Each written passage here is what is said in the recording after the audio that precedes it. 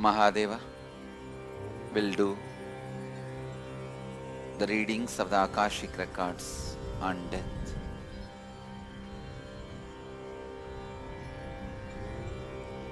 Namah Shivaya, Namah Shivaya, Namah Shivaya.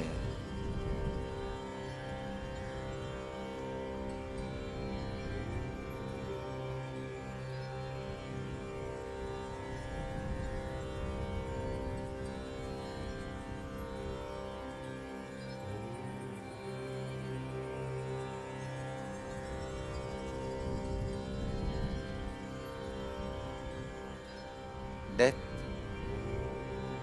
is Guru and God, not oblivion as perceived by body-centered individuals.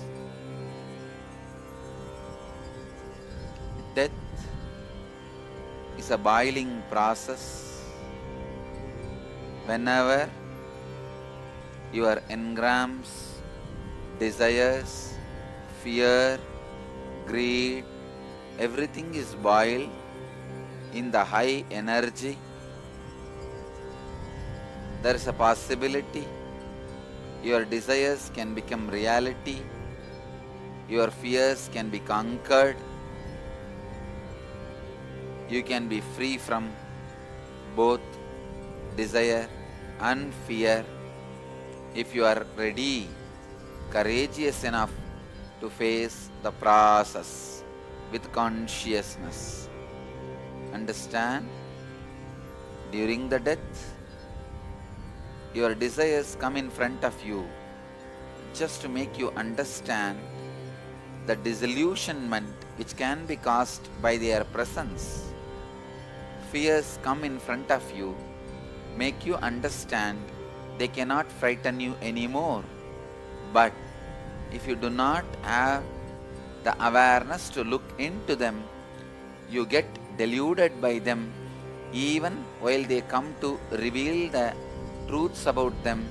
It is like mistaking a friend to be an enemy, and before even the friend expresses his friendliness, you thinking he is enemy and dealing him with a different attitude. So when the desires and fears come in front of you during the moment of death, have patience and restful awareness to look into them. They are coming in front of you just to tell you their disillusionment and their ability that they can't frighten you anymore. By not looking at them with a deep restful awareness, those desires are given a wrong extension of life by your unaware unconscious mind. When the desires are given a wrong extension of life, what you experience is heaven. When the fears are given the wrong extension of life, what you experience is hell. With restful awareness, when you deal both of them, what you experience is liberation.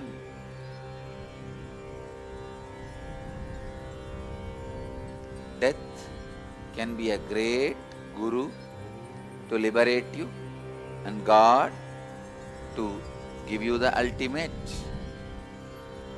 Having restful awareness in every moments of your life during the great attacks of fear and greed while you are in the body is the best way to prepare for the death and ability to handle your fears and greeds which you may encounter while you leave the body. Moment of the leaving the body is of great importance. That moment will decide the way you are going to continue your further journey. So, prepare yourself with restful awareness continuously being a Jivan Mukta, practicing living enlightenment, being established in restful awareness during all the chaos or the tsunamis of fear and greed attacks in your life while you are in the body.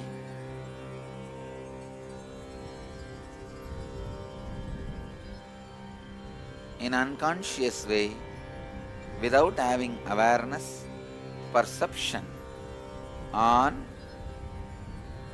death before dying or during dying can bring tremendous suffering and can bring a big damage to the conscious evolution process, which is termed as nivritti in the Upanishadic records. So understand, moving consciously into the death process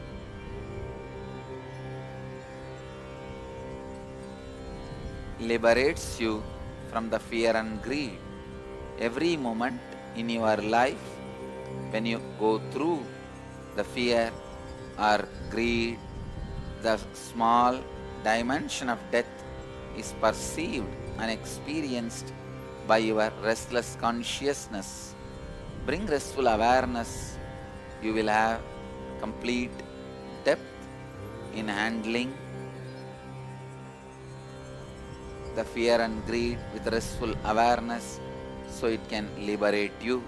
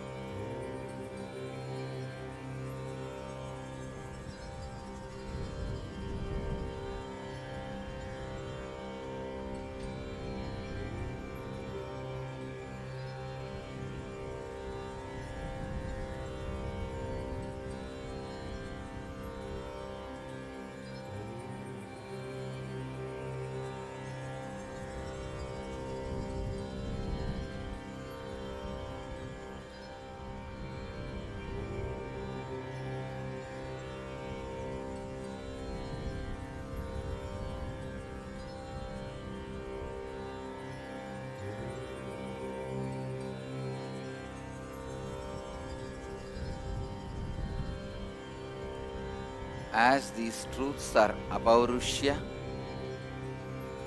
and Sarvabhaumya, not dependent on any individual, including the body through which it is read out, and Sarvabhaumya, universal, anybody who internalizes this truth, aligns their conscious process of cognizance based on these truths, will be liberated and will celebrate their very existence by the grace of the Kala Bhairava, Mahakala, the cosmos itself.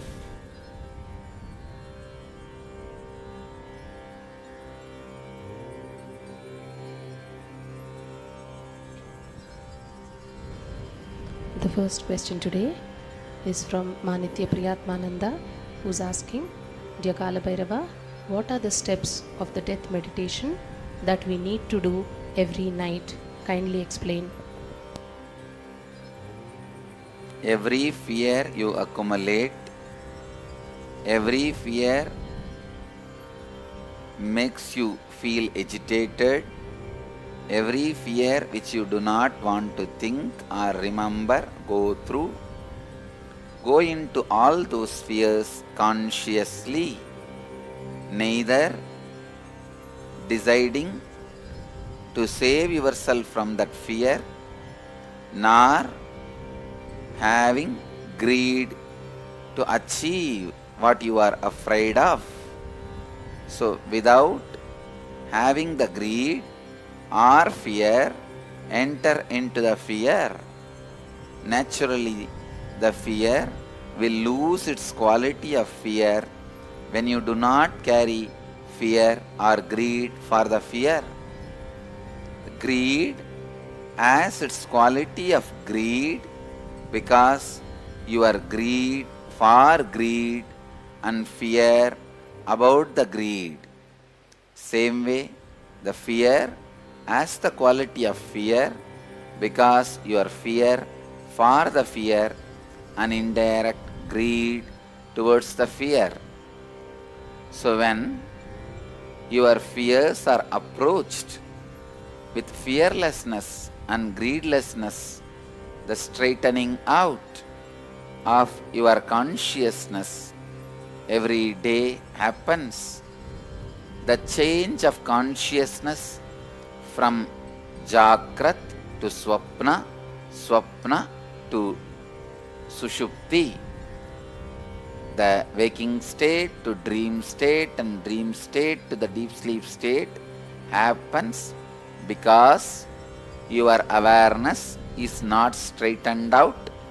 Either the bumps of the fear or bumps of the greed responsible for your consciousness jumping from waking state to dream state or dream state to deep sleep state.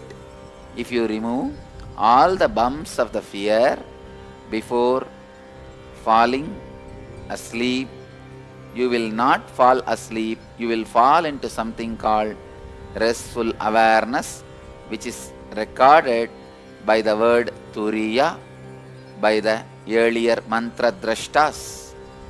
So the word Turiya denotes the state of falling into the restful awareness without the bumps of fear or greed.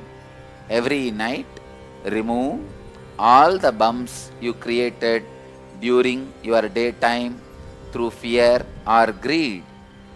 Continuous practice of removing all the bumps of fear and greed by facing them will help you to fall into the state of Turiya. This is what Mahadeva calls as death process, Nirbhaya Dhyana.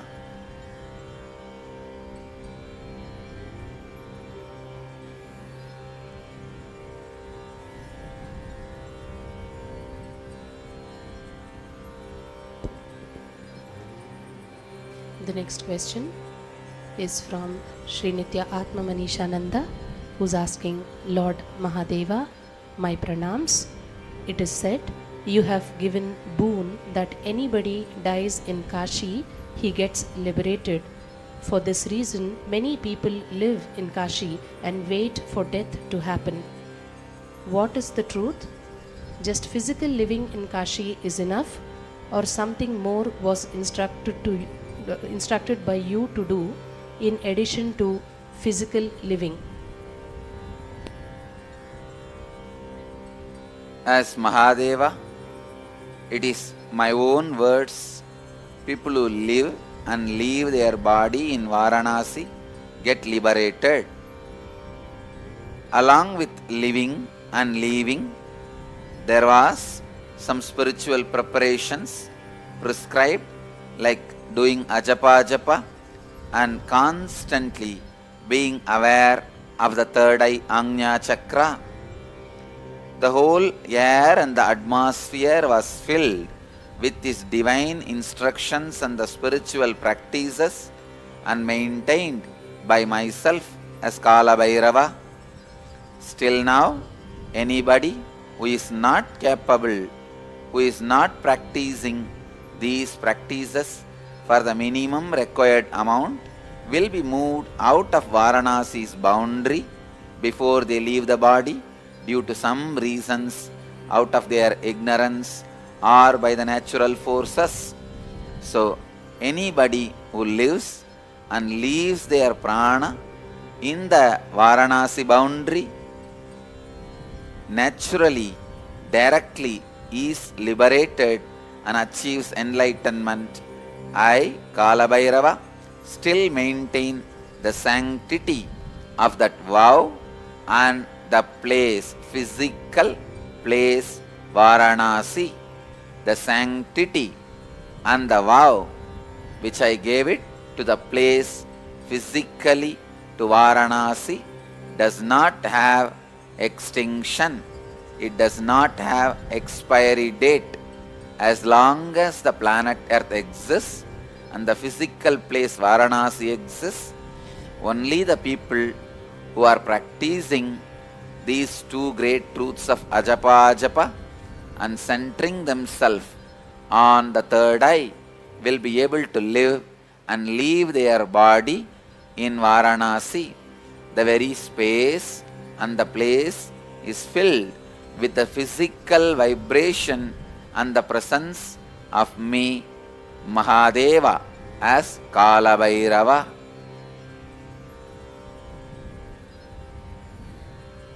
The place, physical place of Varanasi is equivalent to the eternal incarnation body, Nitya Avatara Sharira.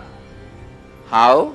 In the incarnation's body, eternally I, Mahadeva, reside.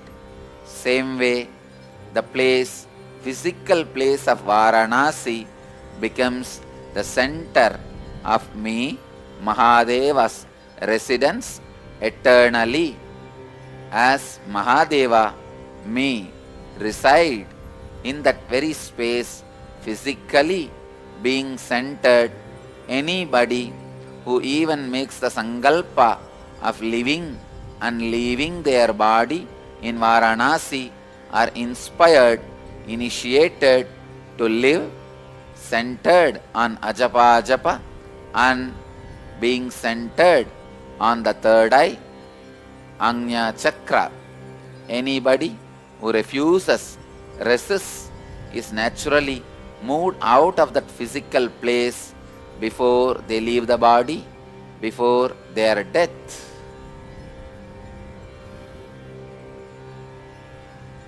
Still, Kala Bhairava, me, directly supervising this physical act of removing the people who are unqualified out of the boundary of Varanasi and bringing the people who are qualified into the physical boundary of Varanasi personally.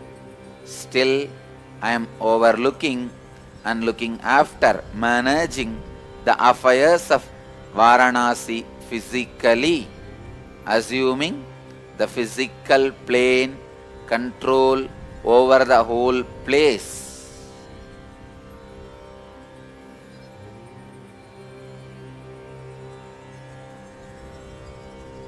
Anybody comes there with a simple open eyes will see my physical administration in Varanasi.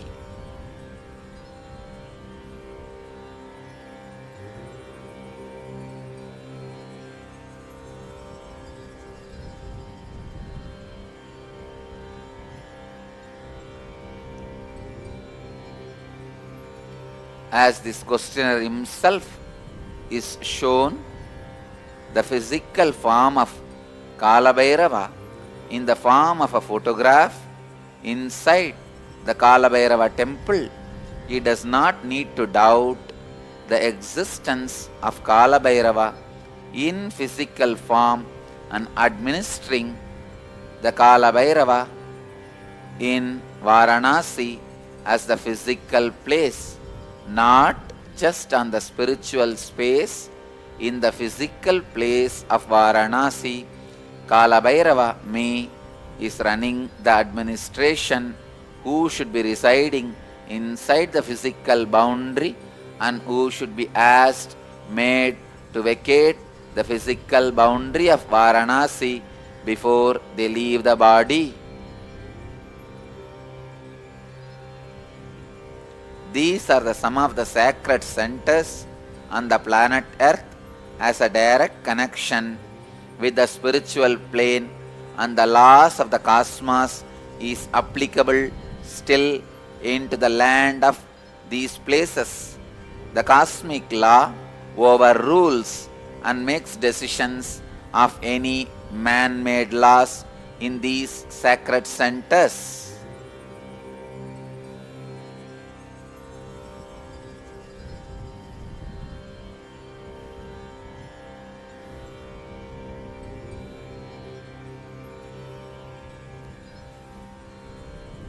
How the incarnation's bodies can never be brought under the man-made laws. Those bodies can neither be punished nor be treated under the man-made laws, neither be controlled nor be rewarded under the man-made laws. The bodies of the incarnations function based on the cosmic law, can never be rewarded or disrespected, can never be treated or abused by the man-made laws. It stands above the man-made laws and continues to radiate its grace beyond any man-made laws and regulations. Same way, Varanasi stands beyond the man-made laws. It still functions based on the cosmic law, as Kalabhairava himself is ruling and organizing and running the whole administration even now physically.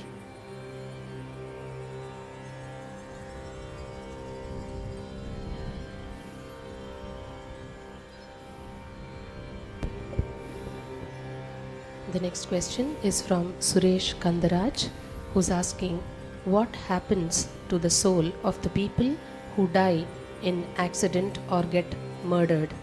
Is it similar to suicide? In accidents, if the person is directly involved, saying yes to his own death, it will be treated as a suicide. Or if he is not directly involved, saying yes to that death, it is only the situation and things which are beyond his control are saying yes to his death, it will be considered as murder. During the suicide, the remaining part of the time he has to live without body will be with a deep guilt and pain. But if it is murder, he will neither carry the pain nor the guilt. He will be just given a space to rest without any suffering or the torture. He will be just waiting, only with the waiting mode, without any guilt or suffering. But if it is suicide, he will be waiting along with the deep guilt and pain and suffering. Usually, the ghost which disturbs the human beings, rishis, gandharvas, kinnara kimburudas, are the souls which has committed suicide, not murdered. The murdered ones will have tremendous sympathy and helping tendency towards the human beings and kinnara, kimburuda, gandharva, gandhara, rishis. So, the murdered ones can be of a friendly use for human beings, but the suicide ones, as they themselves will not be in restful awareness, will not be able to help, and anybody who connects with the suicided ones who have committed suicide will be in danger. The people who have committed suicide, those individual souls, will only be playing cunning games to impart what they feel as a suffering and torture and pain towards others, as their deep frustration and anger towards everything in the life, and will not be of any use or help to human beings. So Mahadeva, Kalabhairava, instructs all the mediums who are relating with the departed ones not to contact, relate, try to take any help with the souls which have committed suicide. But you can relate and try to receive the help and friendliness in any form any way which you know available above said to the souls which are murdered.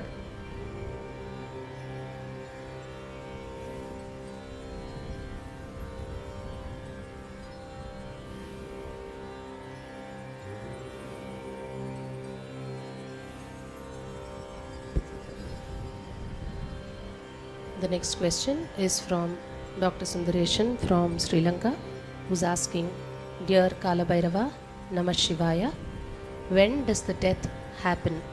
Is it when the heart stops, or when the respiration stops, or when the brain death occurs as per our medical guidelines? How can a doctor help the soul which is leaving the body?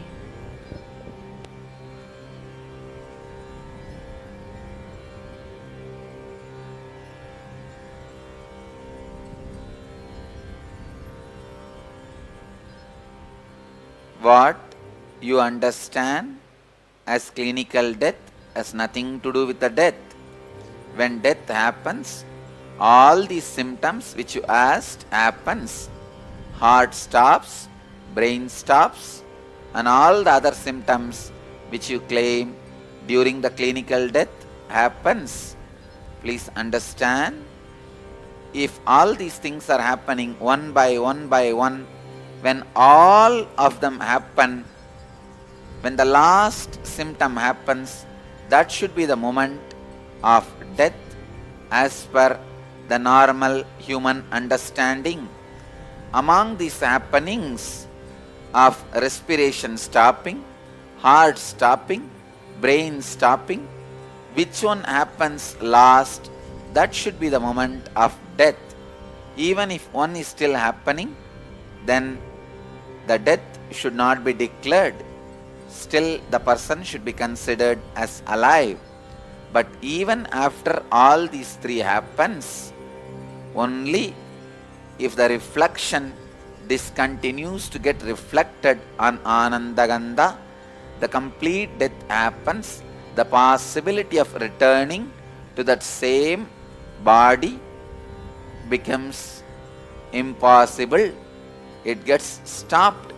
Till that happens, the possibility of returning to the same reflection on the same body still exists. So, what you call as clinical death should be happening of all the three. Which one happens last? That moment should be considered as clinical death. Even if one of them are still functioning, the person should not be declared as dead. Even all the three happening is not complete possibility that the soul's reflection will not be happening on the body again. It is only the humanly impossible to make the soul again reflect on the same body. So human beings can declare that as death. Cosmically, only when the reflection of the Anandagandha stops happening on the individual body, he will be declared as dead, which will happen only after these three physical symptoms happen. Unless the three physical symptoms happens, the fourth one of the stoppage of the reflection of the Anandagandha will not happen. Sometimes, even after these three, the heart stopping, respiration stopping, brain stopping, Anandagandha can continue to reflect on the body for days or sometime months, sometime ages, as in the case of Jiva Samadhi Siddhas, the Siddhas who are living in the body but stopped all the movements and the actions of the body voluntarily.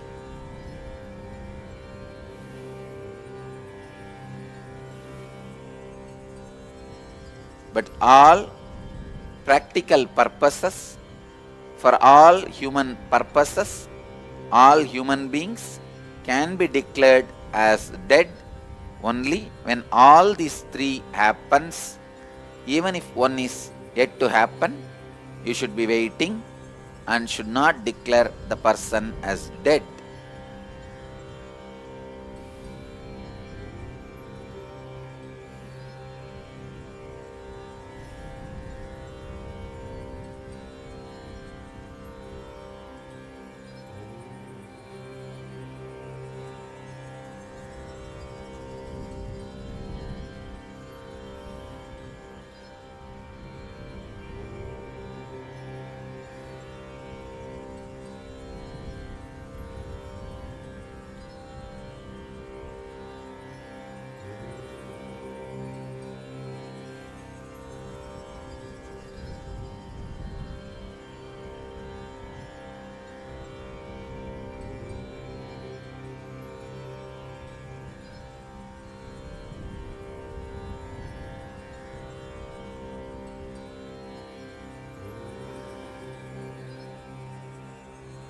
Let the vibrations of Mahadeva, Kalabhairava, bless all the bodies exist here with his initiation and liberate every body exists here from death, and let all the bodies present here be freed from the death and be liberated from the death. The Kala Bhairava and his presence, let it radiate many things which cannot be translated as words, just as a pure vibration and living silence, the vibrant stillness.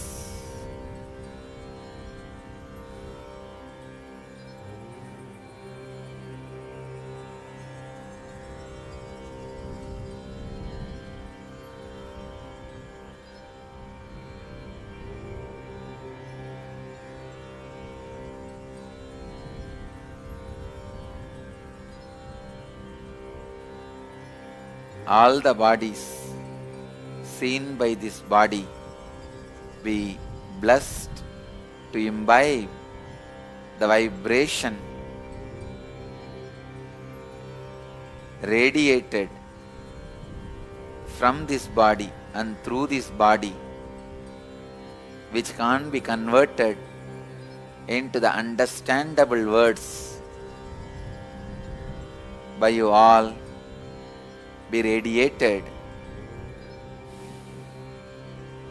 and enter as initiation into every one of the bodies present.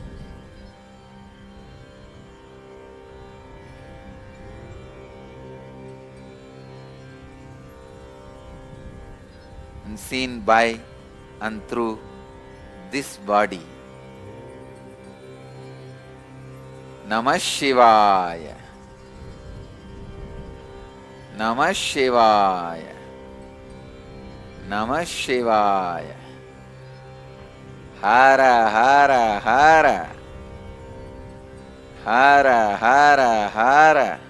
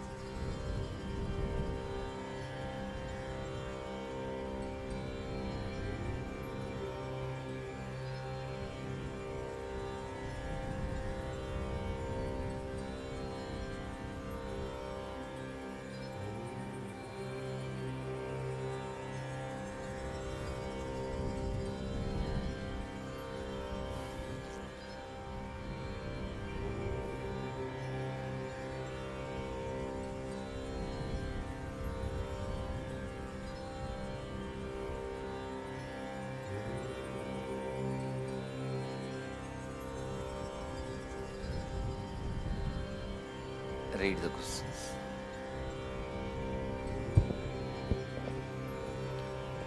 The next question is from Magali Laurent, who's asking, Beloved Swamiji, is doing the ritual for the departed being done after death important?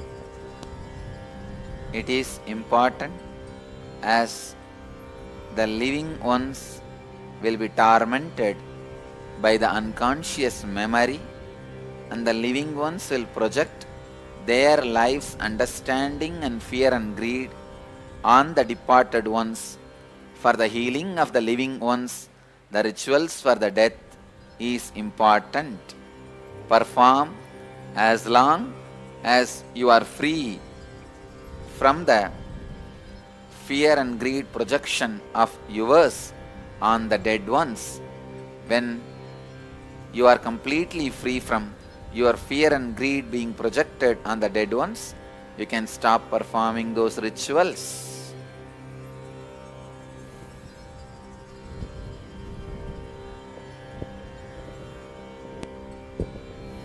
The next question is from Vishnu from Chennai, who's asking, what are all the practices and chants to be done to a person who is terminally ill to help him have a conscious death?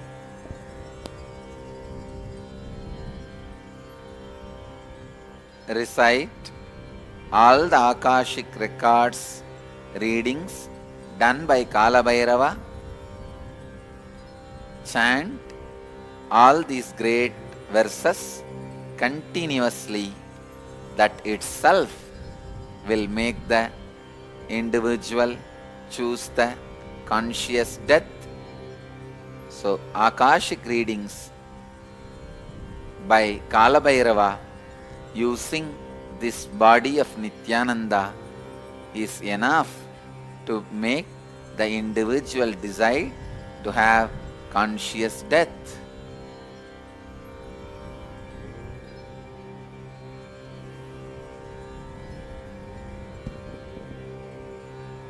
The next question is from J. Sumati from Chennai, who's asking, during our lifetime, we get chances to reduce our karma.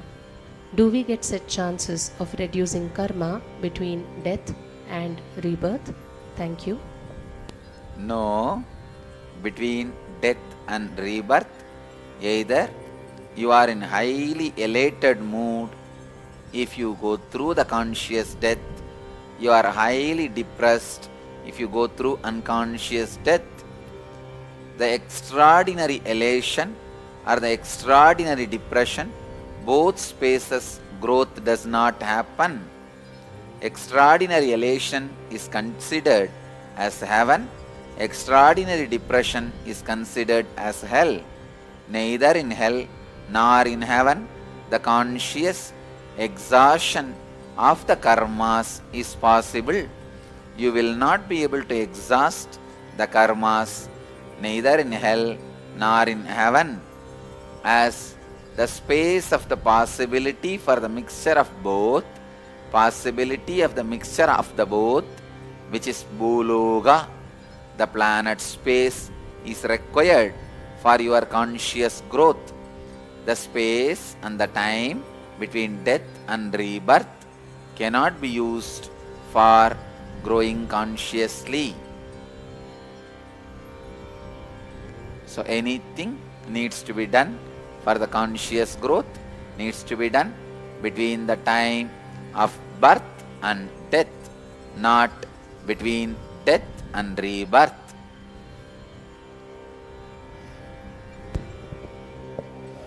The next question is from an ashramite who's asking, Dear Kala Bhairava, scientists and researchers say near-death experience is a change in the brain chemistry and brain function and not a trip to heaven. Is near-death experience really a change in the brain chemistry? Trip to heaven cannot happen without changing the brain chemistry and brain function. Change of brain chemistry and brain function can happen only if the trip to heaven happens. The heaven is physical reality only as much as the world's physical reality. In ultimate sense, neither the world is physical reality nor the heaven is physical reality. Both are nothing but chemical change in brain and change in the brain function. In other way, if you consider the physical reality as reality, with that comparative existence, with that comparison, you can call going to the heaven, trip to heaven is also a reality. So trip to heaven, trip to planet Earth, both are either chemical change in your brain or trip to both the places. So if this is reality, that is also a reality. If this is illusion from the ultimate source, that is also an illusion. So trip to the heaven and change in the brain function, both are one and the same. Without one, the other does not happen. So do not underestimate the change in the brain function, chemistry in the brain function as ordinarily.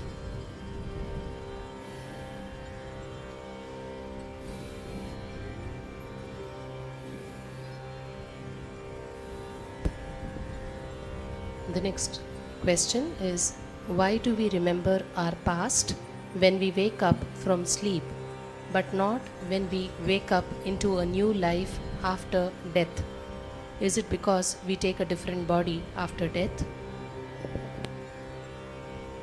Even after sleep, you do not remember all the past. The amount of the destruction of your body is very less, but how much your body is destroyed, that much of your past gets into the Karana layer, the causal layer, and you do not remember. In the death, the destruction of your body is more. Because of that, the non-remembrance of the biomemory is also more.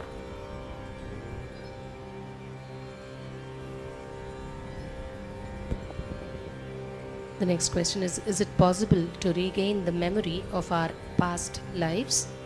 Does one need to have a special body and nervous system to withstand such an experience?